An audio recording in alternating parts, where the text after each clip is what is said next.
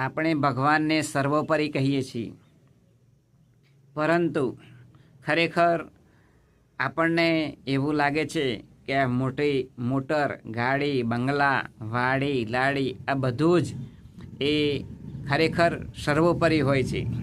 પરંતુ આપણે ભગવાનને સર્વોપરી માનીએ છીએ એમ આપણી જે કંઈ કુટુંબ, કબીલા અને જે કંઈ હોય તે પણ એ આપણે એ ભગવાનને જેમ સર્વોપરી માનીએ છીએ ને એમ એ પણ ઘણી બધી બાબતો હોય છે કે જે આપણને સારી લાગતી હોય છે.